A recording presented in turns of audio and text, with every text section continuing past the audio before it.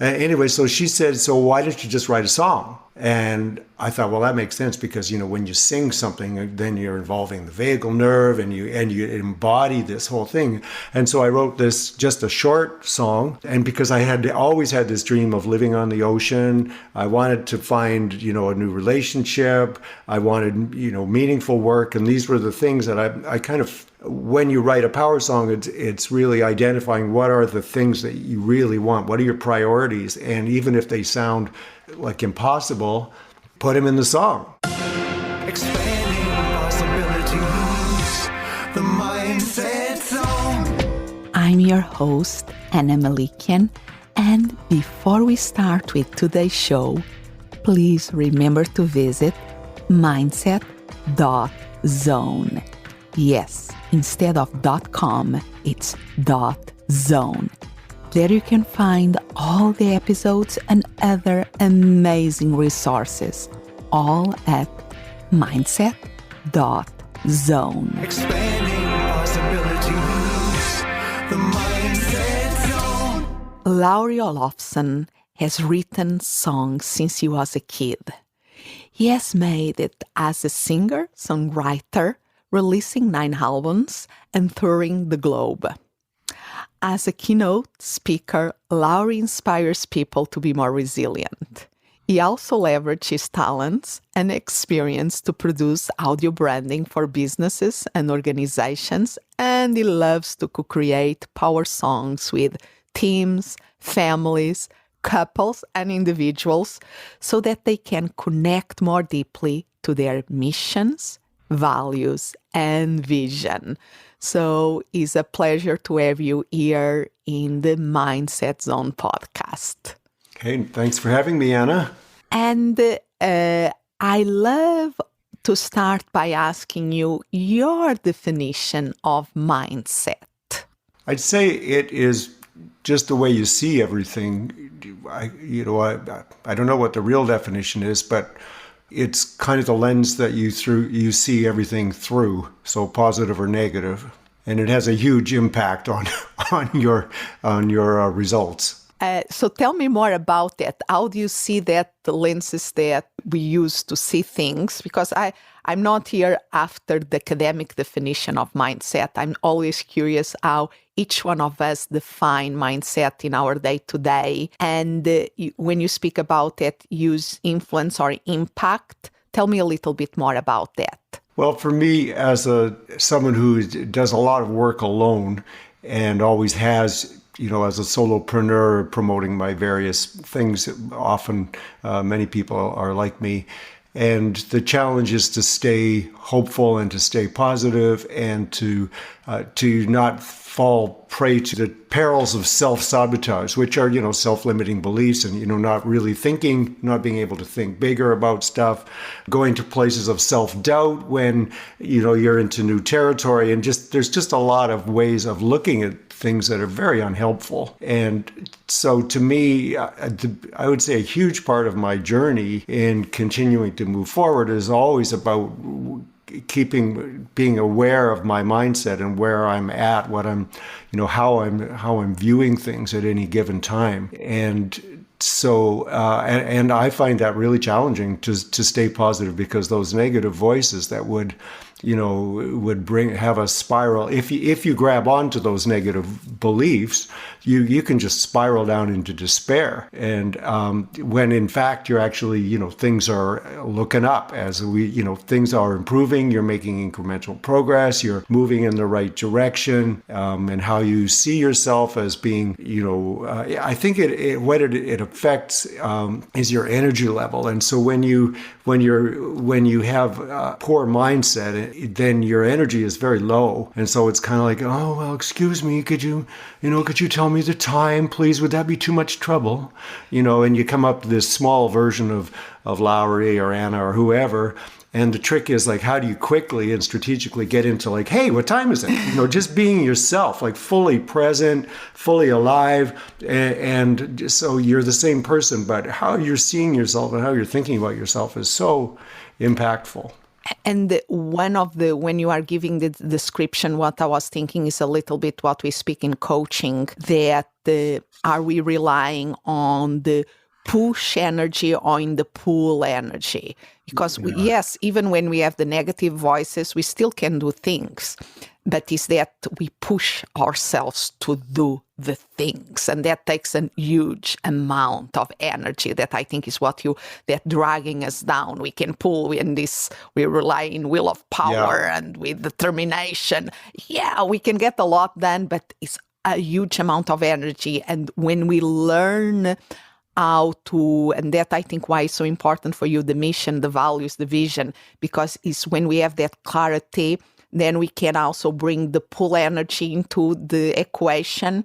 And we work hard, yes, but it's more like we want to do it. We are motivated, we are energized, we are inspired to do it. And that is self-fueling energy that I think is much more powerful. Yes, absolutely. Because it's the quality of the energy and the quantity. You know, when you're feeling badly about yourself and you're apologizing, you know, it takes the quality of the energy that you bring to stuff is just not that great.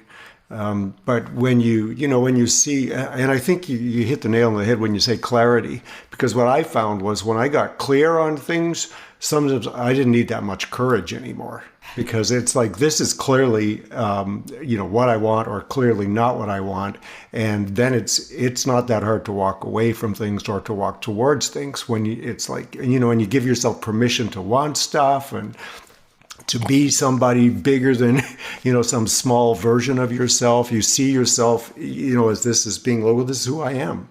So let's go to that clarity, because I think there is something there, the listening with clarity to our, because yes, we were speaking before, there are the negative voices, the gremlins, like some people call them, or the saboteurs, the inner critic, whatever is the term that resonates more with which one of us. And at the same time, there is also a voice inside us that is our intuition, that is very powerful, but it's a very quiet voice most of the times that we have. Sometimes it's not easy to listen to that good voice but my theory is that voice is there with us since the beginning. And thinking about your journey, there was a point in your life that you decided to become a singer-songwriter. That was by listening to that good voice inside you? Well, actually, I'd been writing songs and doing all that stuff for years and years. And when I was a kid, it was what I wanted to do. And then my dad it didn't take much. I said, this is what I want to do, Dad. I want to be a singer-songwriter. And he said, well, it's not much of a way to make a living, right? And from that point, I that was all it took for me to fuel a self-doubt. And so then I kept doing it, and I kept growing and learning and stuff and performing, but I was much more half-hearted about it.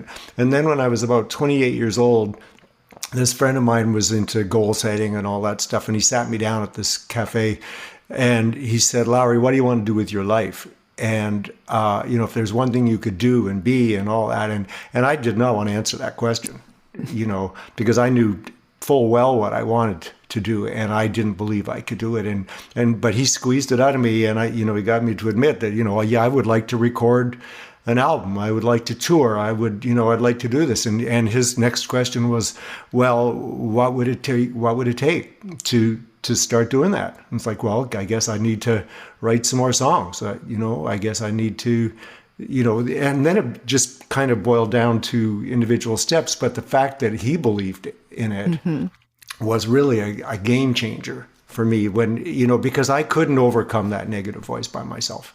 And it helped you to verbalize that, like it facilitate you saying it. Yes. And, maybe to talk about clarity, to say, well, okay, they always say your chances of writing a hit song are better if you've written a song. Yep. And from there, you went on to record the 9 albums, and you tour all over. You were in Australia, correct? Yeah, I used to tour in Australia, New Zealand, all over the U.S. I toured in Europe, and and I set some goals. Like one of my goals was, but way back then, was to play at the Vancouver Folk Festival, which was the big festival here. Well, I've never played there. I may never play there. I don't know if they'll ever hire me, but I've done so many other things besides that in the meantime that, it's just, it's amazing. I mean, you just kind of walk through the doors that open, right? Yeah. But I have always been very clear that I only wanted to do things on my own terms, in terms of the kinds of, like, people would say to me, "Oh, why don't you do country music, Lowry? That's where the money is." And quite frankly, I actually tried stuff like that. I was played in the bars. I tried writing, what I'll call stupid songs, and it didn't create any more success. And all it made me want to do was quit music. And again, drain your energy out. Drain. Yeah. And one of the things that I find fascinating of you is that you keep that drive to learn, that drive to self-development. Seems that was something that was always there, and you keep feeding it. You keep allowing yourself the space to keep growing in terms of your self-development. And is that drive to get more clarity? You know what? I think it's fueled by a lack of success. It's fueled by desperation and a need for money. A lot of times, I mean, at one point I started doing these kids songwriting workshops right in the schools. Well, they nearly killed me. It was like, in a day you had to, show up at a school at 8:00. And this was like a side thing when I was in town to do a tour to play an evening concert. And they're like, well, what can you do in the schools, right? It's like, okay, well, I'll do this.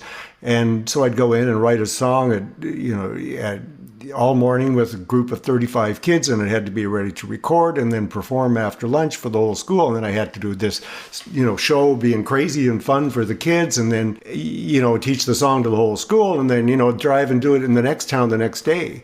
And 7 hours of just intensely being on. And that's when I really started to realize I needed to learn how to manage my energy. I read a book called The Power of Full Engagement. Jim Lair, it's all about the work that he's done around energy management and eating strategically and getting exercise and mindset and being connected to a sense of purpose and that kind of stuff. And so all of a sudden I went and I did 450 of those, like all over Western Canada. It was really intense work, but I grew so much as a result of that. And, believe me, I did it for the money. I'd like to say, I know it had an impact with the kids and it was good work. And I loved it from that, but I would never have made myself work that hard and be that uncomfortable if I didn't need to support my family. And at the same time, you took advantage of a challenge to make it work for you. Was a challenge that you had that was hard, and there was your values, priorities was, feeding the family, totally worked for, and you did all that work and you learn in the process. Yeah, that's right. And that's where it's brought me to today, where I'm writing these power songs with people, with individuals and couples and teams and stuff. And now I have this experience of really being able to listen deeply to people and to really, to take their words and turn it into something musical and put it in simple, direct, songwriterly language and to come up with melodies without kind of, just pull them out of the air. Just, that whole thing. So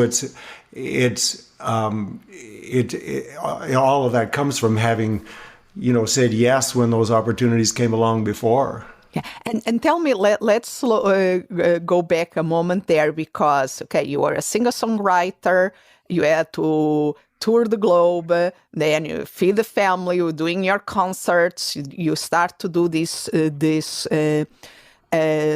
workshops in schools to help the kids to come up with a song for them, loads of hard work. You learn about energy management, be there and developing your skills and craft as a singer-songwriter. And in this your journey of personal development, how did you fall into the power songs that you are now doing with individuals, families, and teams?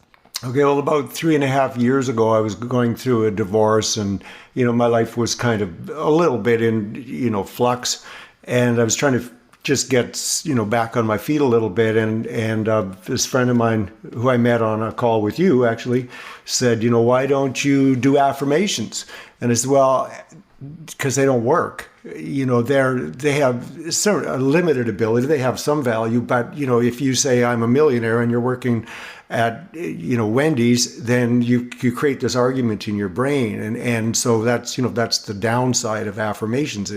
Whereas gratitude, you don't have an argument. It's like I'm breathing, I have food in the fridge. There, I'm loved, and so that's a really powerful tool. Anyway, so she said, so why don't you just write a song? And I thought, well, that makes sense because when you sing something, then you're involving the vagal nerve, and you embody this whole thing. And so I wrote this just a short song, which went, and because I had always had this dream of living on the ocean, I wanted to find a new relationship. I wanted meaningful work, and these were the things that I kind of. When you write a power song, it's really identifying what are the things that you really want. What are your priorities? And even if they sound like impossible, put them in the song, right? And so I thought, okay, I'm going to put this stuff in the song. And so it goes on, I got a house on the water and someone to love. I laugh and sing and work and play. I'm living in the flow, helping people grow. Joy and adventure every day. And, 2 years later, I was building a house on the ocean. And now I live right on the ocean. I have this I'm looking out to sea as I speak. And, I have a beautiful new relationship. It's 2 years old now, and I'm doing this work. And so people started saying, I want a power song. And so, I wrote 5 of them just to see with people, just to see how it would go in exchange for testimonials and the experience. And they all loved the experience of, getting clear about what it is that they really wanted, and then giving themselves permission to even want it and to up their game. As we wrote the song together, it's kind of like, remember one woman saying, I just want to feel like I'm enough. Yeah. And I said, well, enough is good, but what else? And then she said, well, the word magnificent comes to mind. And magnificent to me is it's not egotistical. It's you and your glory. It's your wisdom, your generosity, your allowing yourself to shine and to be joyful. I mean, that's magnificence, right? And so, when people start putting those things in their songs, and that's how they allow them, they see themselves and they allow themselves. Because, back to mindset, Anna, this is like, how do you see yourself? Yes. Are you some poor little schmuck that can't even ask somebody the time? Or are you just like, hey, welcome to the world, come on, right? And I'm lucky enough to have received the power of your work to PowerSongs. I remember the first time, and it's interesting also doing with my mindset because I remember the first time that I contacted you for the power song was for a family power song. Right. Because was in the first year of the COVID. And we had to cancel our usual Mother Day event that usually we join all the family, then we do a big brunch. And I decided to give myself, instead, since we cannot do that this year, Lowry has these things of power songs. Maybe I'm going to ask him if he can help me to write like a family song. And yeah. Of course, and then we get the time together, and I put my husband on board and my daughter, and it was very interesting. And you ask us another thing very interesting, because I think many of us has memories of songs and new songs, and one of the things that you ask us to give you some examples of songs that inspire us, that energize us. And I think we did, I send you my songs. My husband Jim sent his songs, and my daughter also told a couple of songs, and they were quite different from each other. Yeah. I mean, sometimes I'll actually write them that are very, because I always ask people to send me samples of what, the song that they want, to give me a sense of what they like and what to feel and where we're going with stuff. And sometimes, they can be like, I wrote one recently with a guy that wanted it to sound like a James Bond theme, right? And it did, in the end, there was somebody else who wanted it to sound like, a Guess Who song. And we used that groove. I just wrote one with this couple the other day. They were in Hawaii for their 25th anniversary. We were writing their song together, a couple's song, and they wanted it to sound like Jack Johnson. And so, we just listened to that, and then we kind of, I'm not stealing melodies or anything, but vibes, you want it to be something that people can relate and bring them a smile. But I still remember when you did facilitate the process of co-creating the lyric and the melody for it. We were like maybe 45 minutes in, and I was, poor Lowry. This is not going to work. This is chaos. Oh my gosh. But it's incredible. And I think it's all your experience of the years of doing this in the schools with the kids. You really managed to bring it all together. And we use that song, every time that we go in a road trip, we play the song.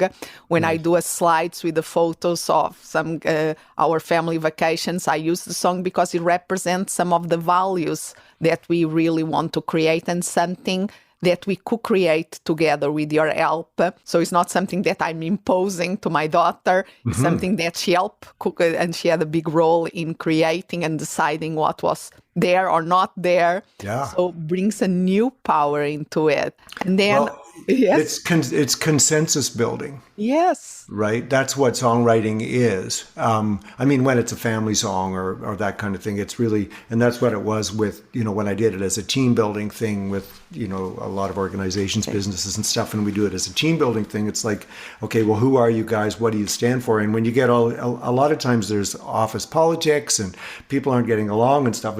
And yet when you write the song, then you're actually finding the stuff that you agree on. And you hear other people's perspectives, and you have come away with a deeper appreciation for each other. But also there's this experience of group flow is what it is. Like getting into flow as a group is kind of like the best experience on the planet. It's what happens at concerts, right?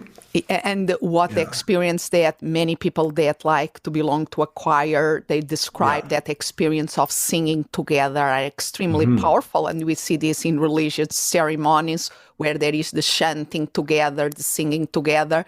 It's something that really, that resonance that is built with music is extremely powerful. And I will argue that even when you do, because then about 1 year later, I decided to give myself with a power song to myself, and we work together for that.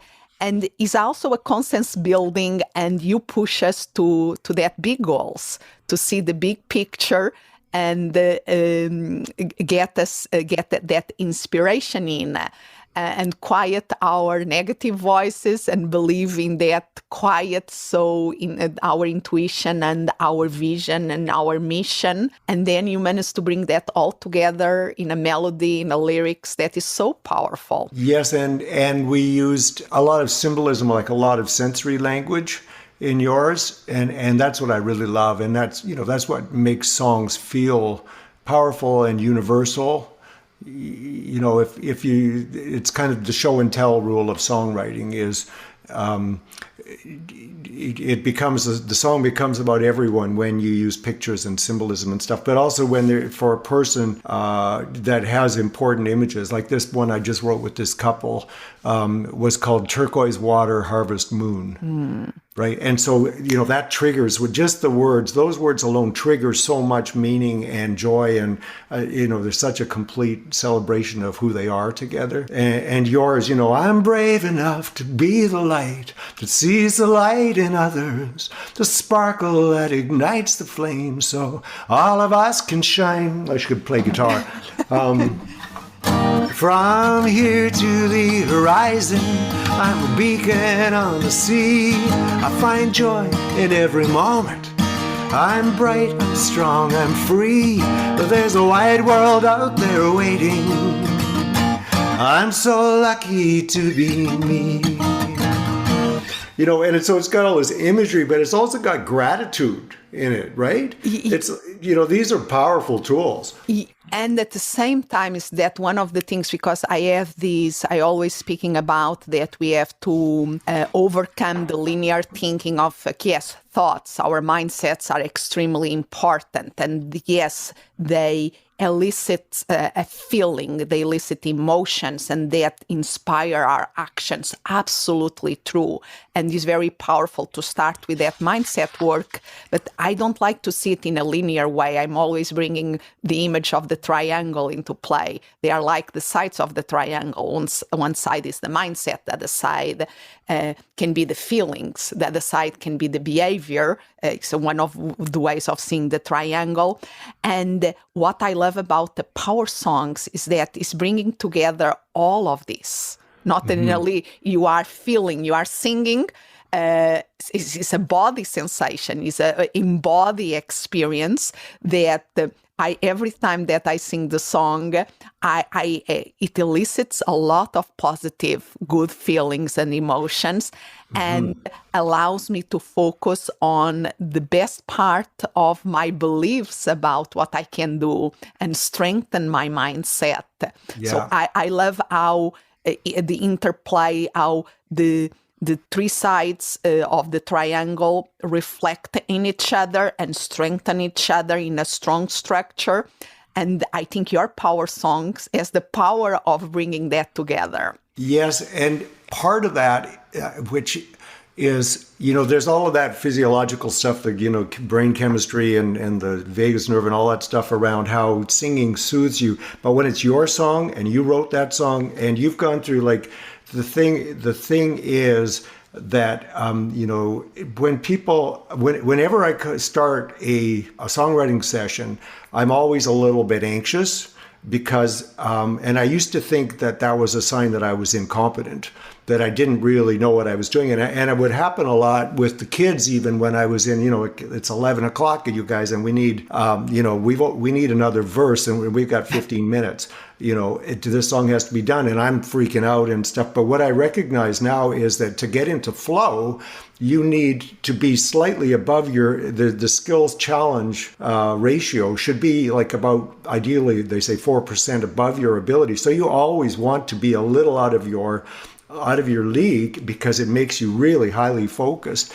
And for you and I, when we were writing, or whoever I'm writing with, like we're working pretty hard. Like but we have all of the qualities of flow. We've got skin in the game. We've got yes, and it's a very safe thing. We're fully committed to the outcome. We're highly focused. There's no distractions, all that kind of stuff. But usually it's always so funny because I do these, you know, when you do it as a team building thing, you get all these grumpy people showing up at the beginning and they're like, why are we here? You know, I don't know how to write a song. I'm not going to sing. And, you know, and then by the time we've gone through this at the end, they're like, wow, we did it. I mean, they're all cheering and there's been this complete transformation that's occurred. And then this song, like, they love that song forever. I mean, I had a kid, somebody wrote me the other day and said, oh, could you send me a copy? You came to our school and I was in grade 6 and we wrote a song called Hope is Like a Chicken.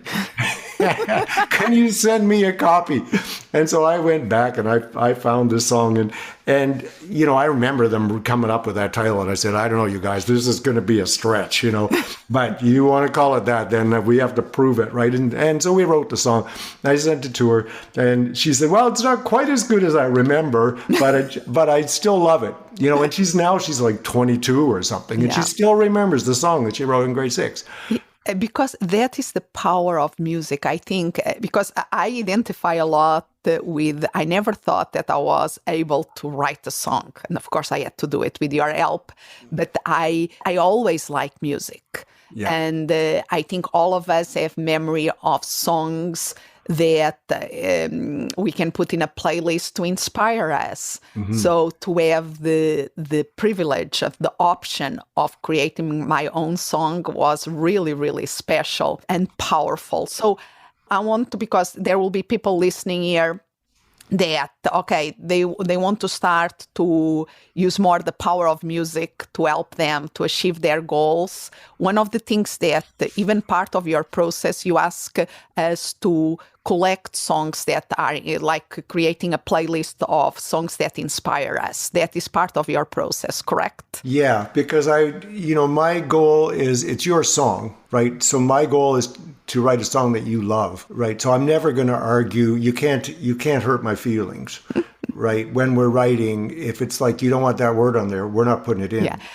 And right. one thing that I noticed, even the process to the session that we could create the song, is that because you had asked me to pull out a playlist of songs that inspire me, I was listening to music more. I was dancing to music more. And music became more part of my life. And just that was powerful in itself. Mm-hmm. And then do the work that I did with you, and now I sing my song every day, is incredible. How do you say incredible? So if people want to know more about how, if they want to create a power song with you, where they should go to learn more about it? Well, the website, PowerSongs.ca, CA for Canada. There's a bunch of information there. There's a video of the process in action, me writing a song with somebody on their podcast. And there's a button there you can hit to set up a free 20-minute chat with me. Just if you have questions, just like a discovery call, and see if it's something that you want to do. Then, I love doing that. And you have all the work that you still do with teams and organizations, and even the audio branding, because I bet that some people that are listening to us here are wondering, I know this voice from somewhere, because the audio branding for Mindset Zone is Lowry that wrote it, and I really appreciate that. Expanding possibilities, or something like that. Yes, the Mindset Zone. Yeah. So great. So thank you so much for your time today. I really hope that this conversation inspire people to expand their mindsets and expand what they can do with it, how they can bring music in. And who knows, maybe do a power songs for themselves. That's right. Well, thanks so much, Anna. You've been such an inspiration to me for so many years, and it's been an honor to be on your podcast. Oh, my pleasure. Expanding possibilities, the Mindset Zone. Thank you for listening, and remember to visit mindset.zone. Yes, instead of .com, it's .zone. There you can find all the episodes and other amazing resources, all at mindset.zone. As always, I'm so grateful you are here. Expand what's possible for you, for the ones around you, for the world.